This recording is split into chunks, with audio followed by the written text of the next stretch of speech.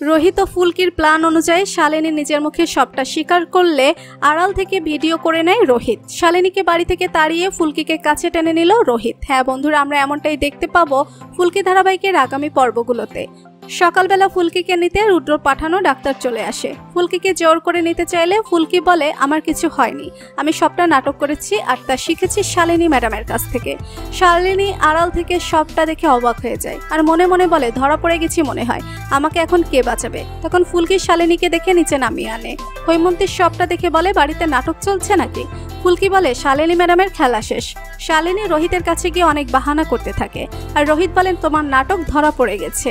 এই বলে রোহিতের কাছে থাকা ভিডিও সবাইকে দেখিয়ে দেয়। রুদ্র এসে কথা ঘুরিয়ে দিতে চাইলে রোহিত বলে তুই চুপ কর।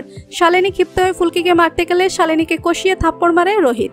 অন্যদিকে রুদ্র শালিনীকে বাঁচাতে গেলে রুদ্রকে বলে তুই এ বিষয়ে কোনো কথা বলবি না। শালিনী তোর কি হয়, তুই যে কথা বলতে আসছিস। রুদ্র আবারও শালিনীকে নিয়ে কথা বলতে চাইলে রোহিত রুদ্রকেও একটা থাপ্পড় মেরে বলে আর কোনোদিন যেন তোকে এই বাড়িতে না দেখি, শালিনীকে নিয়ে চলে যা। কি হতে চলেছে এবার, ফুলকি কি পারবে রুদ্র শালিনীকে বাড়ি থেকে তাড়িয়ে দিয়ে রোহিতকে নিজের করে নিতে? আর সেটা হলে দেখতে তোমাদের কেমন লাগবে কমেন্ট করে জানাতে ভুলো না। ভিডিওটি ভালো লাগলে লাইক কমেন্ট শেয়ার করুন আর আমাদের চ্যানেলে নতুন হয়ে থাকলে চ্যানেলটি সাবস্ক্রাইব করে রাখুন যেন ফুলকির নতুন আপডেট সবার আগে পৌঁছে যায় আপনাদের কাছে। ধন্যবাদ সবাইকে।